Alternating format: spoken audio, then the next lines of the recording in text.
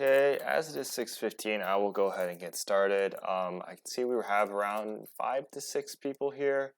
I presume that number was a little affected by some technical difficulties we had. Sometimes the software we had just doesn't really like to, connect with our YouTube account, and we had some problems with the link. But we figured it out, and I'm assuming that I kind of sent out an email with the new link, and I updated it on our website. However, yeah, I predict there will be a couple more people joining on later, and that's completely fine since all of these will be uploaded onto YouTube after they air. So I'm going to turn on the webcam just for the intro. Hello, welcome to Mission Go Inc.'s SAT webinars. These will take place every Monday at 6 to 7 Central Time every week. Today it started a little late, so we will probably go on for a little longer. Probably 7:15 to 7:30 we will end. And all these will be posted online after they air, so don't worry if you missed anything or anything like that. So originally, these webinars were planned in preparation for the Illinois state-mandated April 14th school SAT. However, given the current situation and with school canceled until April 8th, although technically this school SAT has not been canceled, I highly doubt that it will still run as planned. However, I will still run these webinars, and actually this time off is a great time to prepare, as since this SAT is state mandated, you will have to take it no matter what. So no, it won't be canceled for good. It will eventually be rescheduled. So essentially what you're going to be learning in these webinars are largely kind of like the big concepts in order for you to get a general overview and familiarity with the test. So today, first we'll go over, for SAT writing, we'll go over the types of passages you might encounter, the types of questions that you will encounter, and also how to approach them. As well, at the end, we'll kind of go over a single passage, and I'll explain every single answer and all the questions and why the incorrect answers are incorrect. So who these are for? So this is really for anyone. For anyone kind of more advanced, perhaps this could be a good review. And for anyone just beginning, it's a fantastic start, as you'll start to learn not only how to prepare, but you'll get that general familiarity down. Because after all, a lot of the SAT is just practicing how good you are at the SAT. And if you have not signed up yet, please sign up for our email list. Kind of a couple days before every webinar, I will be sending out an email with kind of what to expect from the webinar and the link. I'm sorry about today. Obviously, the link kind of got messed up, but essentially, essentially by signing up for the email, I might send out some sort of material that I would like students to preferably do ahead of time. For example, last webinar for reading, I kind of sent out a passage that I wanted everyone to read ahead of time. So please sign up if you can. It's much appreciated. If you have signed up, but your email is if you don't know if you spelled your email wrong or not, please resubmit, because I have received a couple emails that were spelled wrong and therefore did not send. And also, if you made a mistake with capitalization, email addresses are not case sensitive, so you do not need to resubmit. So if you have any questions, there's kind of a chat function on YouTube. Feel free to say them. I will get to them as quickly as possible. Keep in mind there is about a 5-second delay between me saying anything and then you hearing it. So please wait a little bit before I will get to that question, but I will get to every question that's asked in the chat. So since there are quite a lot of new people here, I would re-explain who I am. So my name is George. I'm a current junior at Neuqua Valley High School. At Neuqua, I participate in DECA, math team, I'm on the soccer team, and I participate in Skills USA. So I'm the founder and president of our little nonprofit here. We actually do quite a lot of things when it comes to educational kind of charities, tutoring. However, obviously with the current situation, these webinars are really the only thing we have. And kind of most importantly is I scored a 1590 on the SAT before my junior year in August, and this is without any prep. So I like to say I know what I'm doing, and since then I've tutored quite a lot of kids in both SAT, ACT, and kind of school subjects. This is my first foray kind of in the webinar sphere, and it's actually been quite enjoyable. It's obviously a little different speaking to multiple people as opposed to just one, but it is, kind of a unique experience, and I am really enjoying it. So I will turn off the webcam for now, just so it doesn't get in the way when we're going over any material. So out of all the passages out of all the sections for SAT, I actually find writing is by far the easiest one for students to improve quickly on. So for reading, stuff like reading and math, if you aren't a good reader, you aren't going to become a good reader in about a month. If you aren't a good math student, you're not going to become a good math student in a month. Writing, on the other hand, relies on a lot of weirdly specific knowledge, such as grammar rules or knowing how the writing test works. So after you learn those, you can see a big increases and big changes in your score.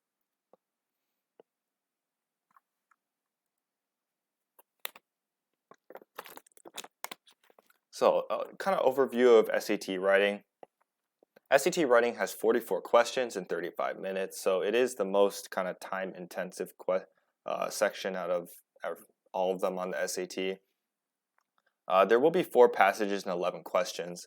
So these will be careers, humanities, social studies, and sciences. And for pacing, if anyone was here for my SAT reading one, I recommended 1 minute per question. Obviously, this wouldn't work for writing. However, I don't want to do, say, like 45 seconds per question, because then you're stuck there doing math in the middle of the test, trying to figure out if you're on pace or not. My advice is just try to finish by 30 minutes. It's a nice round number. You can look up, look down, kind of quickly estimate your progress, but just try to finish by 30 minutes so you have that 5 minutes at the end to go over your work. Don't get bogged down by any one problem, because I guarantee you it's not worth your time. If there's a really difficult problem, just skip it, go back to it, get the easy ones first, and get those points down first. In terms of what to expect for the passages, unlike the SAT, which, some passages like history passages are significantly harder than science passages, the type of passage for writing doesn't really matter as much, just because it's not as comprehension based. So it's not like you need to fully understand the passage, but it's mainly just certain parts of the passage you need to know. So the thing about writing is that, unlike the reading, every single passage has potential to contain graphs or tables. Usually I find these graphs or table questions aren't really too difficult. However, it's just something to keep in mind if that's something you're really good at or really bad at. So the first type is social sciences. So this could be anything from history, anthropology, psychology, political science, or sociology. So what's a little interesting about this test or whatever is this passage, Way to Go, about Greek yogurt, is actually counts as a social sciences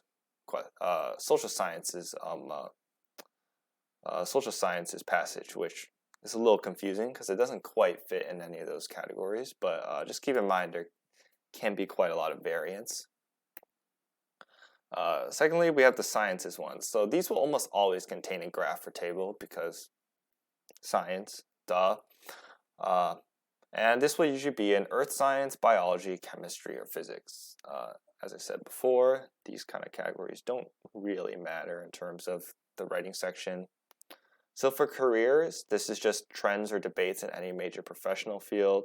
So you can see with this passage, it talks about co-working. And lastly, you always have one in humanities, which is literature, drama, art, music, or dance. This one is about philosophy right here. But, as I said earlier, all of these can contain graphs or tables, and the type of passage is not really super relevant to kind of what the questions as a whole and the kind of difficulty of it. So don't really be too worried about these kind of 4 categories. So in terms of types of questions, the main number 1 piece of advice I can offer for writing is stop choosing the right answer based on what sounds good when you read it out in your head. Rely on your grammar rules and your knowledge of the test. This is because oftentimes we speak differently than what is technically proper in the English language. So something that we might say often and something that in speech sounds totally normal might be grammatically incorrect, so therefore not the correct answer. So perhaps choosing what sounds good in your head might work for probably the majority of questions. There's still a lot of questions out there where that doesn't really work. So just keep that in mind, and after you learn your grammar rules, you'll learn how to rule out those incorrect answers and choose based on objective rules and the test instead of what sounds good in your head. So the first type of question is command of evidence. So this usually deals with interpreting data presented in informational graphics or improving a passage's structure, support, and focus. So the two types of kind of sub questions is add or don't add evidence and evaluate for relevance. So we're actually not going to go over this question because I will be going over it later. I'll be going over this entire passage, so we will get to it then. But essentially, the first type question is it'll give you some sort of evidence or some sort of statements, and based on the graph or table it gives you, you need to choose which one correctly interprets or represents that data in the graph.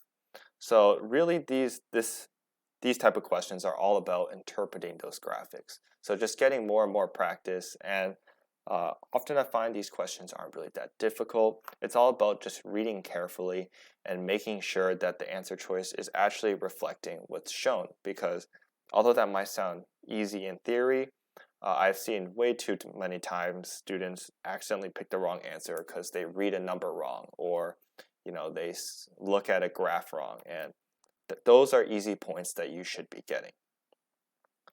So for the second type, improving the passage's structure, support, or focus. So adding or not adding evidence and evaluating for relevance. So in this case, context is key. So know the author's main point of the entire passage. That piece of evidence or that detail has to align with their main point. If it doesn't align and it's completely unrelated, then it's probably not relevant and not useful to improving the passage. Not only knowing the passage's main point as a whole, but know the purpose of that paragraph in the passage. For example, if a purpose of a paragraph is to provide a counterclaim, they might try to actually include evidence that goes against the passage's main point as a whole. However, since that paragraph itself is being used as a counterclaim, that is the best evidence to choose in that case. So in this case, context is key, not just in the paragraph itself, but also in the passage as a whole. So words and context. Once again, context is key. It's in the name.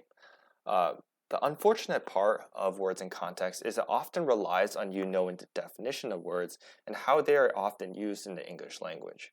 For example, I will be going over this question later, but if you see this Greek yogurt one, many methods of controlling and eliminating most environmental threats. Given these solutions, as well as many health benefits of the food, the advantages of Greek yogurt outdo the potential drawbacks of its production. And you can see the choices. Instead of outdo, it's defeat, outperform, and outweigh. Unfortunately, all of these words are technically grammatically correct. If you substitute defeat, outperform, or outweigh in there, all of them will make a grammatically correct sentence. The issue is that outdo, defeat, and outperform imply a different kind of competitive relationship between the advantages and disadvantages. Only outweigh really conveys the correct relationship. However, this requires some sort of background knowledge and some sort of knowledge of the definition of all these words and how they are used. And that's not something that you will get out of here. So the unfortunate part about words and context is they might be a little tricky just because of that, because you have to know the definition ahead of time. But the best strategy I can come up with words and context is, for every kind of alternative, substitute that word in and see if it makes sense. Not only does it grammatically make sense, but does it make sense within the paragraphs or the sentence's context as a whole. So absolutely do that. And for some of them, it might be kind of obvious, but for some of them, it might be a little more difficult.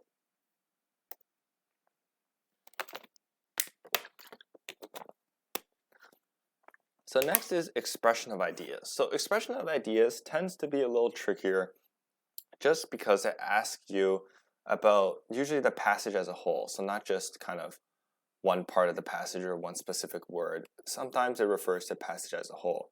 So as the word suggests, it is asking you about how ideas are expressed. So sometimes these can be rearranging sentences, adding or not adding details, and oftentimes it will contain the phrase most effectively. So this is the issue with most effectively. Most effectively can convey that multiple answers might be correct, however, one will be more correct because it is more effective. So you can see in this choice, I'm sorry about that, so most effectively. And actually, multiple of these answer choices are correct grammatically. They correctly connected to independent clauses with both a conjunction and a comma. However, only one of these will be the most effective way to connect these two. So my first piece of advice when it comes to these questions is, number one, use your grammar rules. If one of the answer choices is not grammatically correct, then it will not be the correct answer. Now that might seem a little obvious, however, many people don't seem to understand that just because they rely on how it sounds in their head. So stop relying on how it sounds in your head and rely on those grammar rules. After you rule out any answers that are grammatically incorrect, try to find the most concise answer, the answer that conveys that idea in the most concise, shortest way. So there's kind of a joke when it comes to SAT writing, is that when in doubt, choose the shortest answer. However, there is a lot of truth in that statement, because most of the time, the SAT wants you to choose the most brief, the most concise answer will be oftentimes the correct answer, just because the SAT is asking you what is most effective. What is most effective is the most concise and the most succinct, as the SAT often uses.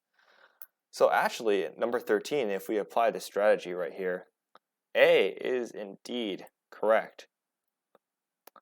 D is grammatically incorrect. And C is also grammatically incorrect. And although B is grammatically correct, the comma and this thawing follows kind of repeats the thawing in the previous sentence. So this one. And repeating it again is repetitive. And obviously, they're asking you what is the most concise.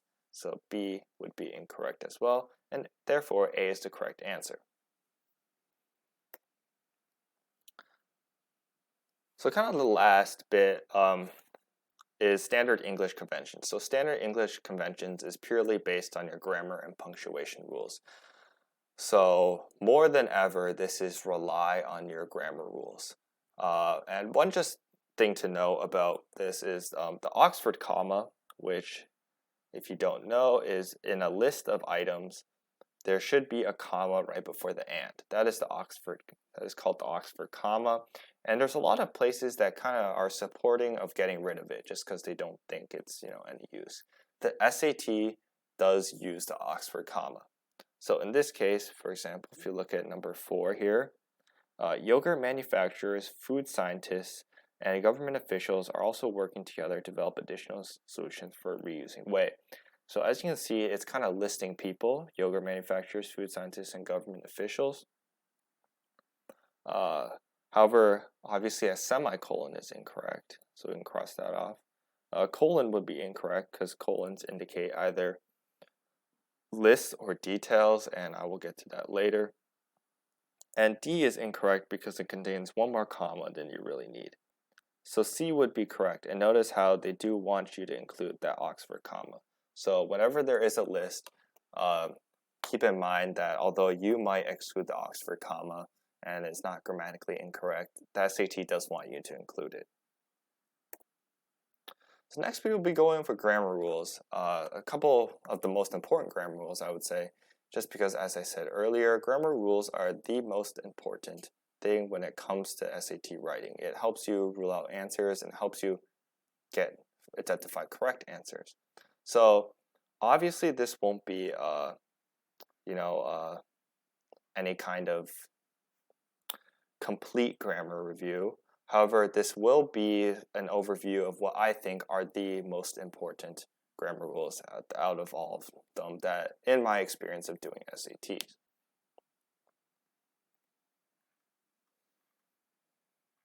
So the first is concision and redundancy. So this isn't exactly grammar, but this is probably the most essential part when it comes to the SAT writing, because they will often ask you to be the most concise and be the most effective as possible. For example, we take this sentence right here. When the audience stood to applaud the speaker, it was clear that her words had a marvelous, even stupendous effect on the crowd. So this sentence is grammatically correct. And for everyone listening, it probably sounds perfectly fine to you. It seems like something that people would say realistically. However, what the SAT wants you to know is that we can see the two modifiers right here, marvelous and stupendous. Essentially, they are serving the same purpose. They mean the same thing. Marvelous and stupendous are synonyms to each other. So our fix to this sentence would to just be delete this phrase. So it's just her words had a marvelous and stupendous effect on the crowd. Ignore this grammar mistake right here. Had a marvelous effect on the crowd, because that is more effective, because we only need marvelous. Stupendous and marvelous mean the same thing, so if we delete one, it is not changing the meaning of the sentence at all. Therefore, that is the most effective use. Next is some commonly confused words. So definitely the most commonly confused words are affect and effect. So affect is a verb. It's used as some sort of action, and it means to influence. For example, if you say, it affected me, you would use the affect. However, effect, it means result. It is used as a noun. So it had its intended effect. That would be when to use effect. So make sure you remember when to use affect and when you use effect, because that will there's a high chance that will be on the test, and even if it's not, it's just pretty good to know. Next is imminent and eminent. So imminent means prominent, so very clear, very obvious, and imminent means about to happen. Next is then and than. These are also incredibly commonly confused, probably even more than affect and effect, and they're probably on the SAT even more than those as well. So then is an adverb denotating time. So when you're placing things in chronological order, if you say then, that means after. So for example, the sentence, then I went to school. Than with an A is a conjunction that's used in comparisons. So I am taller than my brother. Anything that has a comparison will always use than, and anything that's referring to time will always use then. So just these kind of words,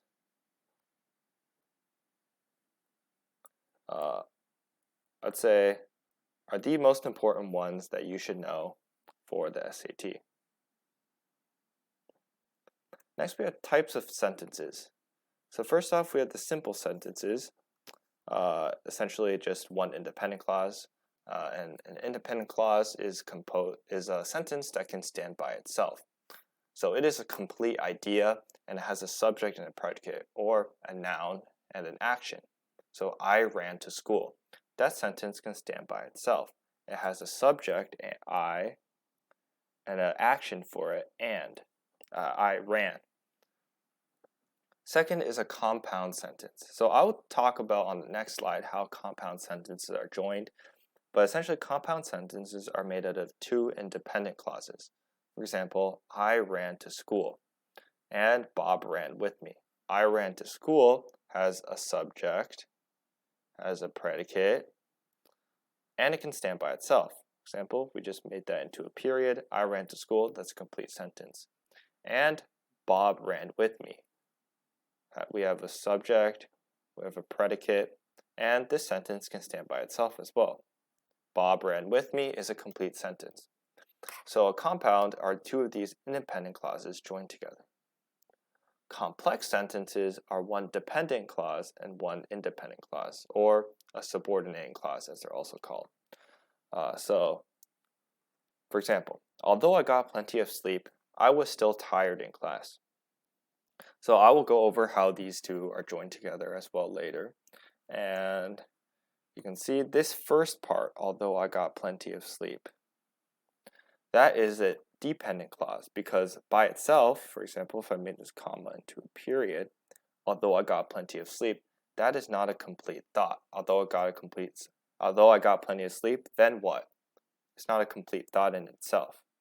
And essentially how you know it's a dependent clause is you have these kind of basically conjunctions that indicate that it is a dependent clause. So I have this pretty good link here. I will send it in the chat.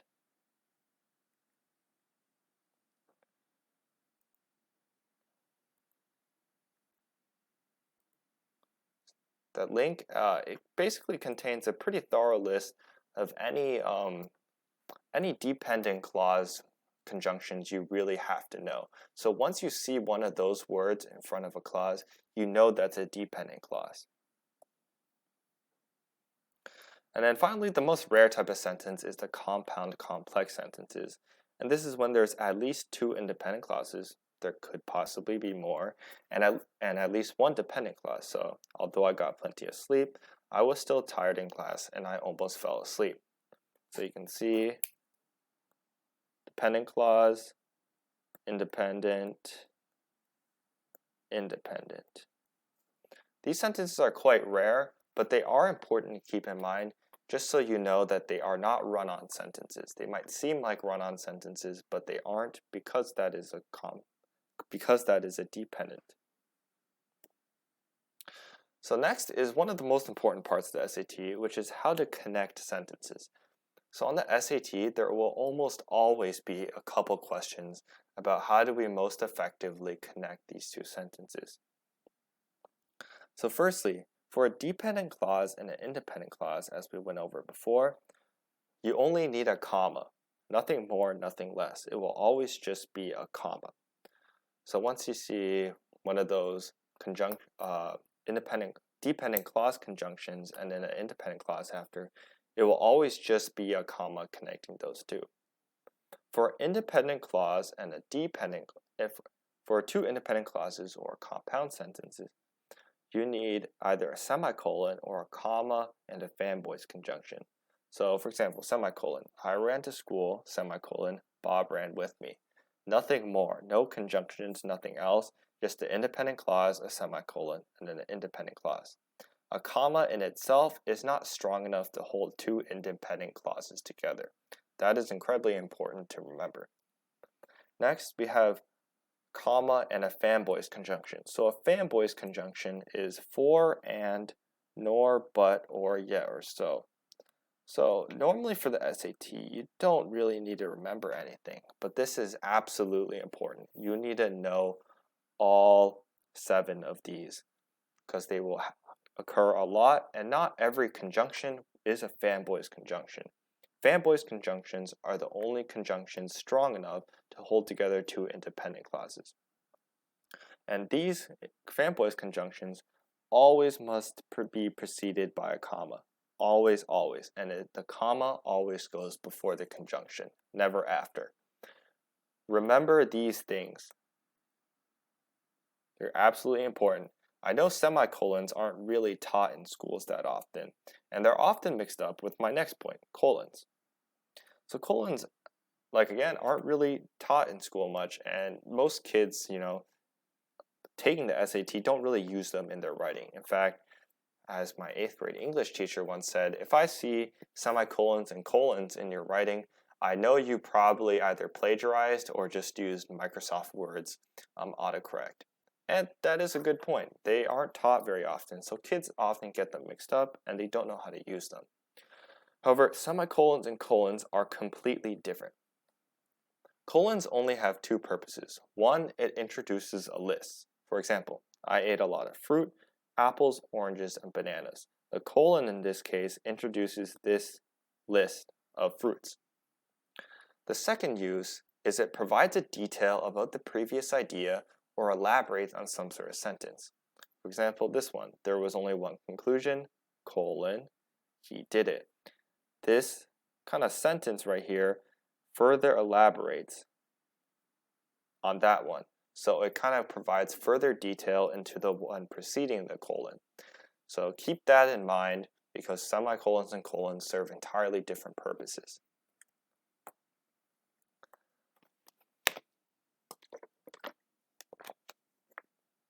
So next we have modifiers. So there's a lot of different type of modifier questions you might have, but these are kind of the two most common that I see.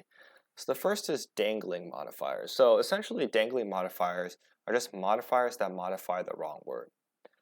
So if we take this phrase right here, coating the sidewalk, we trudged through the heavy snow. So a lot of times these dangling modifiers might seem fine when you read them aloud because perhaps we might speak in that way. However, they are really incorrect because this adjective phrase always defines or modifies the word right after. So clearly, coating the sidewalk we trudge through the heavy snow is incorrect because we are not the ones coating the sidewalk. The heavy snow is. So the correct option, correct option would be to rewrite the sentence. However, place coating the sidewalk, this phrase, right next to heavy snow because that is what it is modifying. So in terms of punctuation for modifiers, so these can be phrases or words or adjectives. It can be anything really that modifies another noun. So the two types is essential and non-essential. So how do we tell the difference between the two? Well, essential details are details that change the meaning of the sentence. They don't need commas because if they were excluded, the meaning of the sentence would be completely different. For example, we have this sentence right here. U.S. President Barack Obama will meet his counterparts from the European countries for the multinational summit. So Barack Obama in this case is actually modifying U.S. President.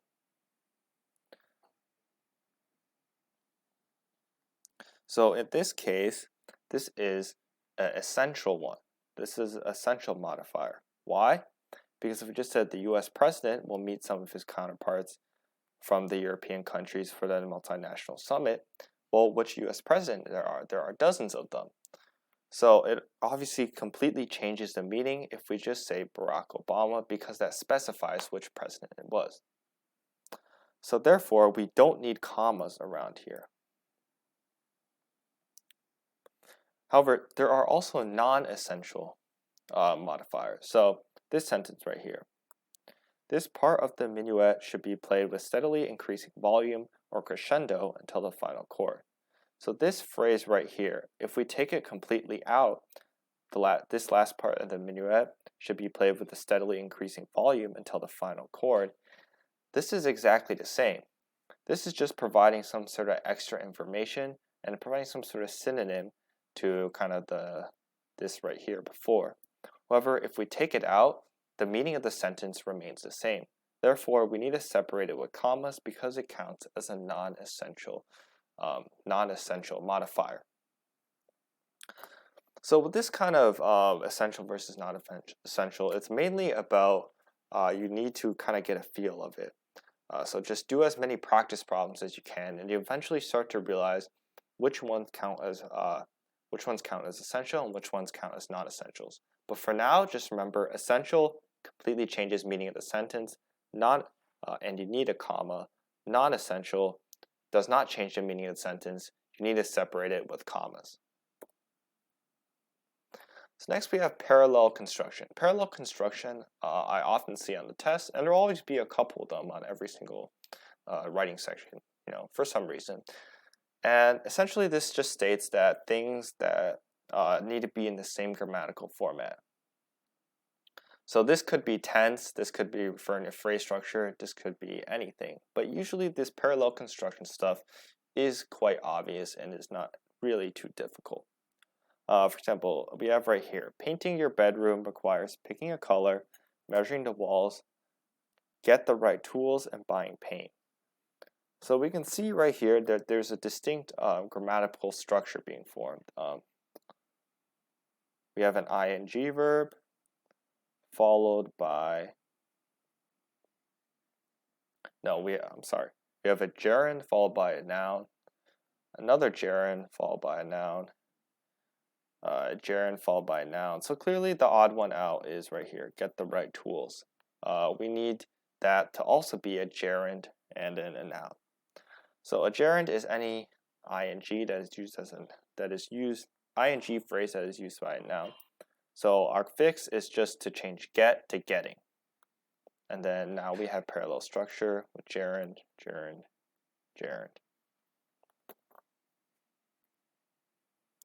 So next is one of the most commonly confused things I see on the SAT, and that is whom versus whom. And it's quite understandable why students tend to struggle with who versus whom, because during school and during our speech, we never use whom. No one uses whom when they're talking. They always use who, even if whom should be grammatically used. But when we're speaking, we never use it. So people don't really know how to grammatically use it in a sentence. So the important thing with who versus whom is who is for subjects, whom is for objects. For example, Justin, who is my friend, likes to eat pizza. In this case, who is being used as a subject in this phrase right here. Who, blank is my friend. Well, who is my friend? Next, we have whom being used as object. So Justin, whom I like, enjoys eating pizza. Whom refers to Justin in this case, and we just take this phrase, I like what? I like Justin, which in this case is whom. So that might seem a little confusing at first. However, a couple tips I have is number one, who will be followed by a verb, whereas whom will have both a subject and a verb because it is acting as an object. So if you see like who or whom immediately followed by a verb, who is probably a correct option just because it's being used as a subject. Whereas if you see a complete sentence otherwise, for example, I like, we have a subject and a predicate right here, then whom is likely the correct answer. So a pretty cool trick that I often use is who and whom is pretty similar to the relationship between he and him. So for example, if I replace who with he, the sentence should make sense. For, in this case, Justin, who is my friend, likes to eat pizza. Whereas if we take that phrase and we replace who with him, we replace who with he, we get he is my friend. That sentence makes sense, therefore we know who is the correct option. Next, for whom, we have Justin, whom I like, enjoys eating pizza. Obviously, him I like doesn't make any sense, but if we rearrange the sentence and we get I like him, that makes sense, therefore whom is the correct answer. So if you're ever confused about who or whom, just try substituting he or she or him and her and see if it makes sense. If it's him and her, then it's whom. If it's he and she, then it's who.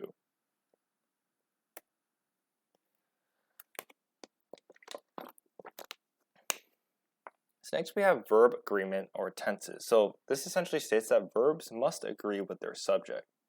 For example, an error might be the celebrity chef cooked lobster and foie gras. So these are the type of questions that are a little more conducive to, you just seeing which one sounds right. For example, obviously since celebrity chef is singular, the correct answer would be the celebrity chef cooks lobster and foie gras.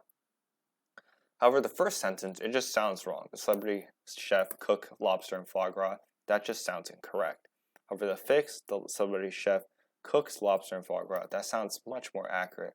So these are one of the things you can kind of rely on on how it sounds, but generally just try to learn the different agreements and their plural or singular before going in, so you don't have to do that.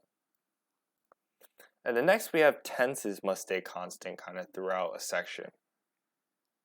So tenses are really annoying just because the English language is really annoying grammatically. Look at how many tenses there are. You have simple present, present continuous, present perfect, simple past, past continuous, past perfect, future, future continuous, future present. Future perfect, sorry. However, all of these are different tenses and they must agree with each other.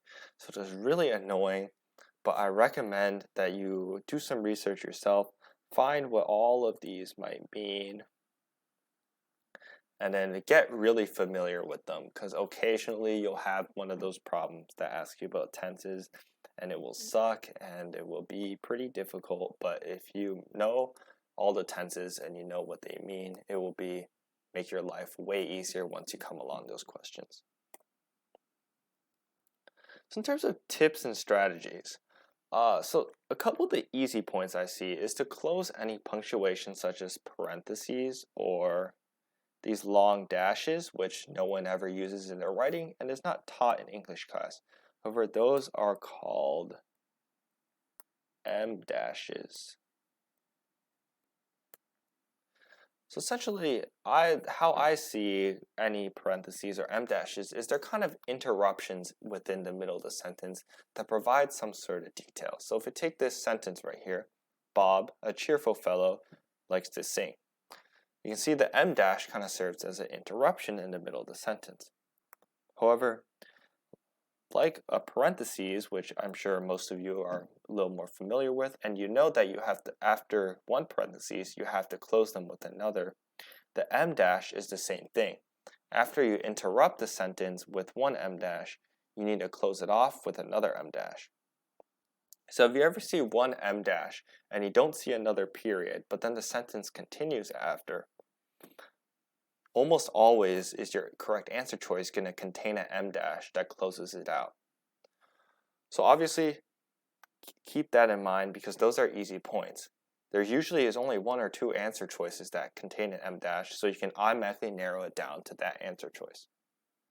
The second thing, don't be scared of the no change. There's always a few of them.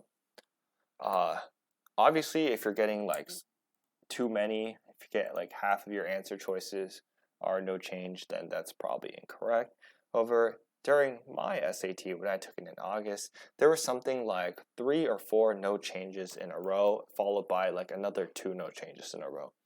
So don't be scared of it, and even if you're getting too many, if you're really certain based on your grammar skills and your knowledge beforehand that that is the correct answer, trust your own ability. Don't rely on any superstitions where, oh, I've had like 4 D's in a row, I don't want to put another D.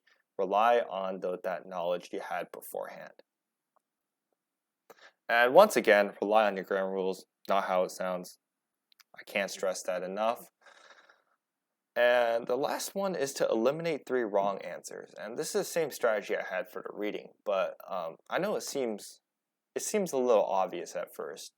And I tell a lot of people to try to eliminate 3 wrong answers. They're like, duh, what do you think I'm doing? However, really get in that mindset of trying to find what's wrong with the other 3 answers. Every SAT question has one objectively correct answer. The rest of them will all have something wrong with them. So if using grammar, using your prior knowledge, you can start ruling them out and you can get in that mindset of finding what's wrong about those answers. It'll make your life much easier as for those tricky answers, instead of trying to justify which question is correct, it's usually easier to find which answer choice is incorrect. So in terms of practice, the best resource I know when it comes to grammar rules is Prep Scholar's blog of the complete guide to grammar rules. So I will post the link in the chat.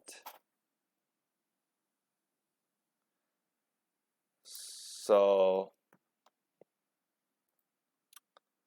there we go. So actually this was the guide that I read.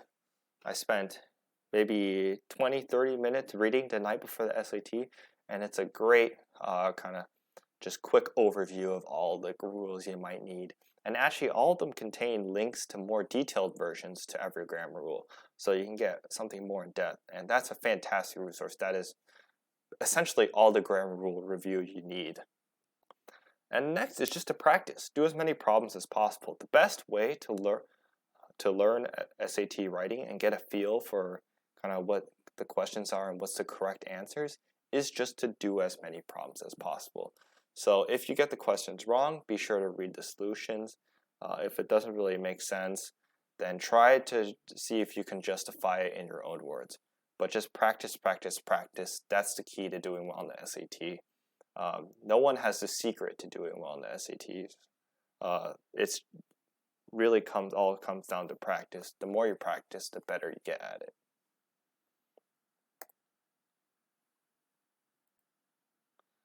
So I will not go to final questions yet. If anyone has questions, be sure to ask.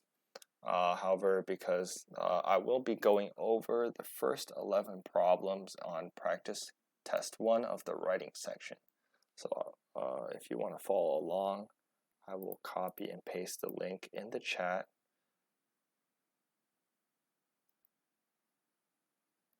Should just be a PDF file, and just go on it, and I will be going over the first 11 problems. In the meantime, I want to talk about one-on-one tutoring. So once again, I would like everyone to join the email list. I will often be sending out kind of material that you should know ahead of time. So if you have not, please visit the link right here, missiongoeducation.org/drop-in-webinars. I will often be sending out stuff in here, and I might send out any free resources that I might find interesting. So be sure to sign up as a reminder for the webinars as well.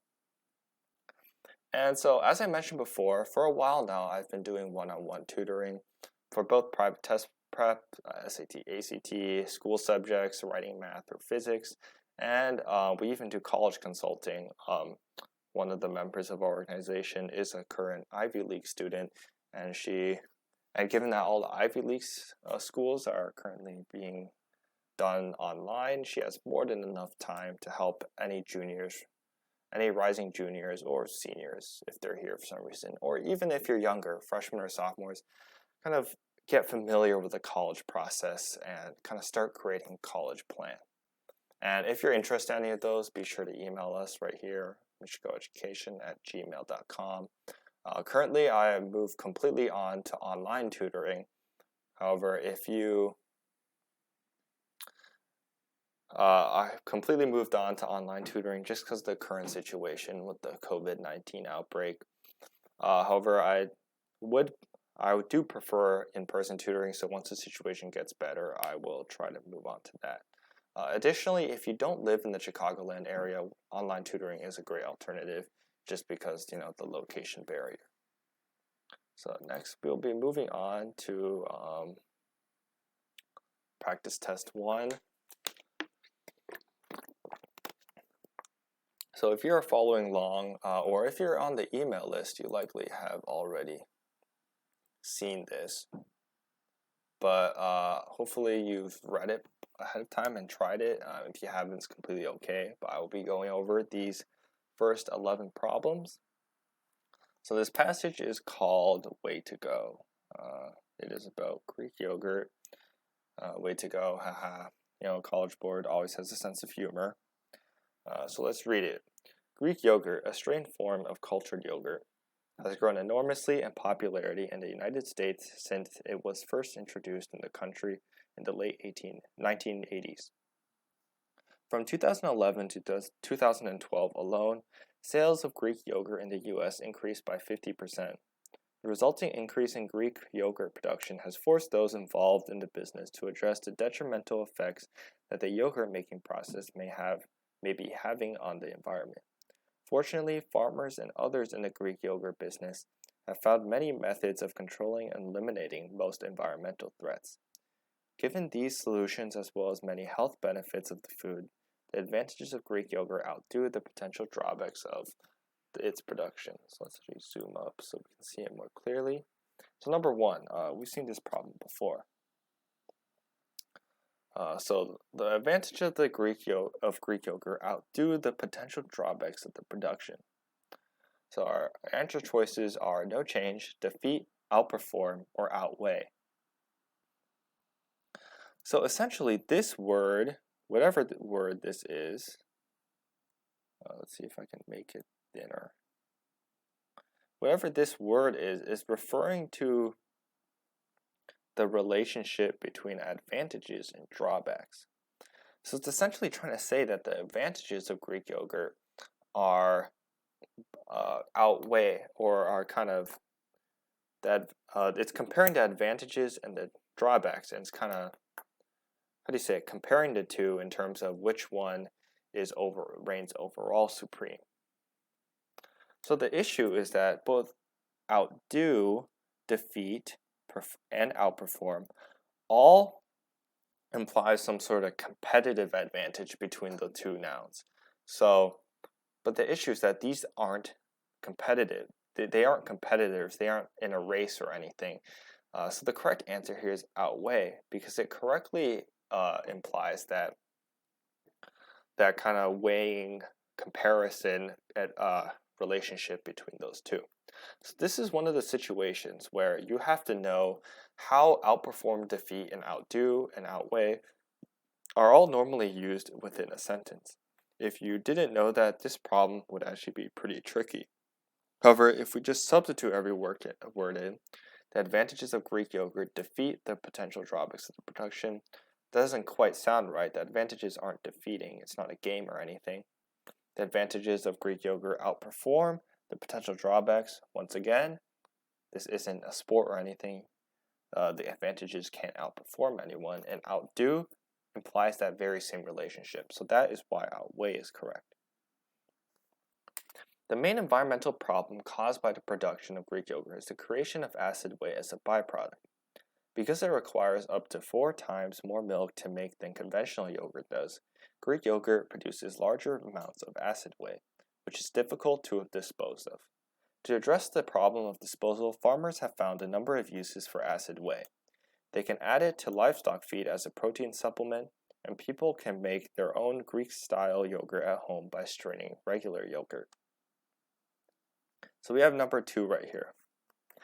Which choice provides the most relevant detail? A, no change. B, supplement and convert it into gas to use as fuel in electricity production. C, supplement, while sweet whey is more desirable as a food additive for humans. And D, supplement, which provides an important element of their diet. So, for this problem, once again, context is key, like a lot of writing problems. We can see right here in sentence number 3, it says farmers have found a number of uses for acid whey. Keyword number, which implies more than one. For example, if we go with A, they can add it to livestock feed as a protein supplement, and people can make their own Greek-style yogurt at home by straining regular yogurt. This does not state multiple uses for acid whey. It states a use for acid whey, but also a use for regular yogurt. So A is incorrect. B, supplement and convert it into gas to use as fuel in electricity production. So that sounds pretty good. It states another use for acid whey, which is to use it as gas, while finishing the sentence as a protein supplement. So we will leave B for now. C, while sweet whey is more desirable as a food additive for humans, once again, doesn't say anything about multiple uses for acid whey. And D, supplement, which provides an important element of their diet. D sounds pretty good as well, but once again, we said a number of uses. We want a sentence that describes multiple uses, more than one use for acid whey. D merely elaborates on the one use of acid whey, so therefore B is correct because it states another use. If it is improperly introduced into the environment, acid whey runoff can pollute waterways, depleting the oxygen content of streams and rivers as it decomposes. So right off the bat, if we look at number 3, first off, the sentence seems grammatically correct. However, let's go through the rest of answer choices before we circle no change. So B and D both have an apostrophe S. In this case, this is implying waterways is possessive, which, if you look at the content sentences, if it is improperly introduced into an environment, acid whey runoff can pollute waterways. That really makes no sense given the kind of what the sentence is trying to say. So having some sort of possessive is incorrect because that is not a contraction, that is a possessive. And C, if it is improperly introduced into the environment, acid way runoff could have polluted waterways. That is grammatically incorrect. Therefore, A is our correct answer because it is both grammatically correct and it uses the right form of waterways. Yogurt manufacturers, food scientists, and government officials are also working together to develop additional solutions for resulting whey. So I went over this question already. Once again, SAT uses the Oxford comma. So in a list of objects or people, in this case, it's not a colon and it's not a semicolon being used.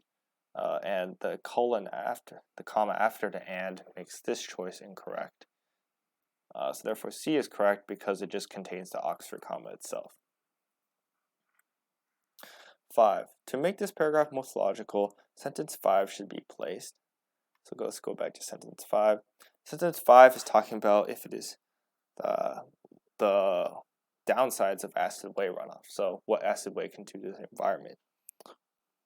So if you look at answer choices where it is now, they can add a livestock feed as protein and make at home by straining regular yogurt. So this is talking about the uses, and it automatically jumps to the harmful effects of acid way runoff. So clearly that isn't a logical flow of ideas. So we can cross off A. So for B, after sentence 1, the main environmental problem caused by the production of Greek yogurt is the creation of acid way as a byproduct. If it is improperly introduced into the environment, acid way runoff can pollute waterways, depleting the oxygen content. So B sounds pretty good. However, there might be a better choice later on. So we will not cross off B, and we will instead go to C and D just to make sure that B is the best answer.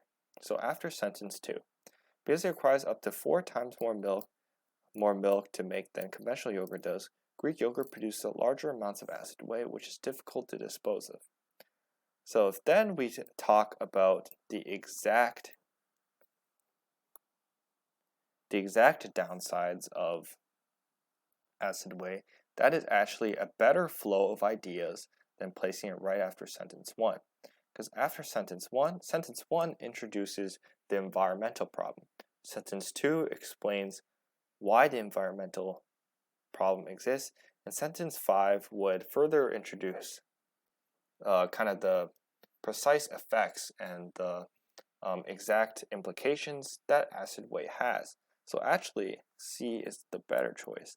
And after sentence 3, to address the problem, farmers have found a number of uses for acid way. If that one is introducing some sort of sentence that talks about the use of acid way, so clearly talking about the downsides is incorrect.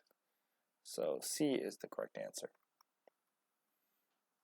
Though these conservation methods can be costly and time-consuming, they are well worth the effort. The writer is considering deleting the underlined sentence. Should the writer do this? Yes, because it does not provide a transition from the previous paragraph. Yes, because it fails to support the main argument of the passage as introduced in the first paragraph. No, because it continues the explanation of how acid way can be disposed of safely. No, because it sets up the argument in the paragraph for the benefits of Greek yogurt. So first off, let's narrow it down. Is it yes or no? So though these conservation methods can be costly and time-consuming, they are well worth the effort. This is a transition sentence. In the SAT, transition sentence between paragraphs will refer to the point in the previous paragraph and then connect it to the point that they will talk about in the next paragraph. So just taking a quick skim of the rest of the paragraph, they're talking about the benefits of Greek yogurt, saying nutritionists consider it to be a healthy food, and kind of the rest of the nutritional benefits. So clearly this is a good transition paragraph, because good transition sentence, because it refers to what the previous paragraph was talking about, the conservation methods, but it also previews the next paragraph's points, which is why they are well worth the effort. So clearly we don't want to delete it because it is a good transition sentence. No, because it continues explanation of how acid whey can be disposed of safely. We can cross this off. They say nothing about how it is disposed safely, and instead just discusses how they are costly and time consuming, so we can cross that off. Therefore, D is our correct answer. Nutritionists consider Greek yogurt to be a healthy food. It is an excellent source of calcium and protein, serves to be a digestive aid, and it contains few calories in its unsweetened, low and non-fat forms. So with 7, one of these relies on not only knowing how these words are used, but also knowing what is grammatically correct. So the reason why we can rule out A is because serves to be a digestive aid is grammatically incorrect. So for B, serves as a digestive aid, just saying that out loud sounds pretty good. So let's leave B and let's not cross it off, but let's go to the rest of the answer choices. Serves like a digestive aid. That's not what it's trying to say. It's trying to say that Greek yogurt is a digestive aid, so it doesn't emulate a digestive aid. And D, serves for a digestive aid. That really makes no sense and does not imply the correct relationship between Greek yogurt and digestive aid. Therefore, B is correct. And it contains few calories in its unsweetened, low and non-fat forms. So we have a couple choices here. So let's substitute words and see what makes sense. And containing, it is an excellent source of calcium and protein, serves to be a digestive aid, and containing few calories in its unsweetened, low-fat and non-fat forms. So automatically, that sounds bad. We can cross that off. C, it is an excellent source of calcium and protein, serves to be a digestive aid, and contains few calories in its unsweetened, low and non-fat forms. So that is grammatically correct, so we will leave it for now. It is an excellent source of calcium and protein, serves to be a digestive aid, and will contain few calories in its unsweetened, low and non-fat forms. We can cross that off because we want our tenses to agree, right? This is in present tense, this is in future tense. Therefore, this is incorrect because we want our answer choice to be in present tense. So we're between A and C right here. It contains and contains. Now both of these would be grammatically correct. However, it right here is redundant because we already said it here, so we don't need another it here. Therefore, for the sake of redundancy and for the sake of concision, C is the correct answer because it does not repeat the it that is already stated earlier. And 9, also because it is more concentrated, Greek yogurt contains slightly more protein per serving, thereby helping people stay satiated for longer periods of time. So 9, also because it is more concentrated. In other words, it is more concentrated. That makes no sense. Essentially, the relationship is this is an additional detail. So the transition word between the two should be implying something like on top of that or in addition to this point. Therefore, that is implying a cause and effect relationship. Therefore, that is incorrect. And for instance, it is essentially implying an additional detail. For instance implies that this is an example of the previous sentence. Therefore, that is incorrect because it is not. And A is the correct answer because it correctly depicts the relationship between this sentence and the previous one. Satiated, thereby helping people stay satiated for longer periods of time. So essentially, this is trying to say that because it contains more protein per serving, people stay satiated, essentially means not hungry. People stay not hungry for longer periods of time. So people say fulfilled for long periods of time. Although this would be grammatically correct, it is trying to say something about hunger and about eating food. So that is incorrect because fulfilled can have a number of meanings. Complacent, same thing. Sufficient, same thing. So A is correct because satiated implies something about food and being satisfied with what you're eating. So therefore it is the correct one because it correctly attributes the relationship between Greek yogurt and longer periods of time. These health benefits have prompted Greek yogurt's recent surge in popularity. In fact, Greek yogurt can be found in an increasing number of products such as snack food and frozen desserts. Because consumers reap the nutritional benefits of Greek yogurt and support those who make and sell it, therefore farmers and businesses should continue finding safe and effective methods of producing the food. So, we have this sentence right here.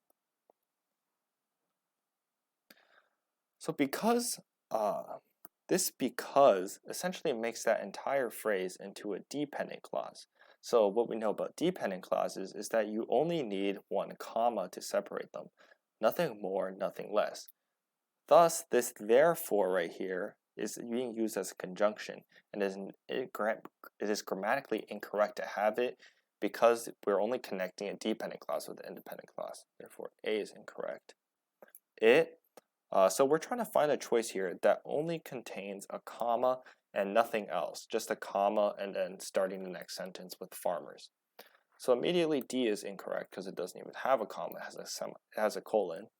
And C is incorrect because it has a fanboys conjunction right here, which only connects to independent clauses. This is a dependent clause and that's an independent clause.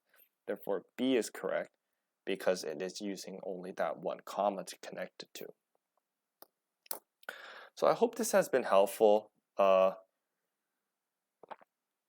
again, I apologize about the kind of technical difficulties we're having before. I presume that kind of affected our numbers a little. Once again, these will all be posted online, so if you would like access to them, feel free to go back on our YouTube channel and access them. Once again, if you have not already, be sure to sign up for the email list.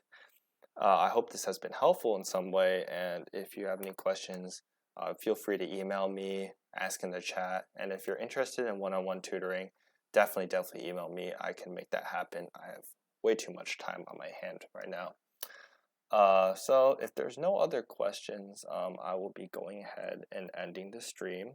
Thank you all for joining, and please stay safe out there. Have a good day.